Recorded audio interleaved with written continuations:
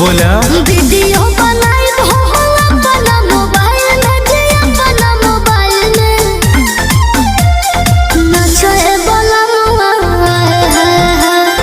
नाचे बलमुआ खेसारी स्टाइल में नाचे बलमुआ खेसारी स्टाइल में नाचे बलमुआ खेसारी स्टाइल में।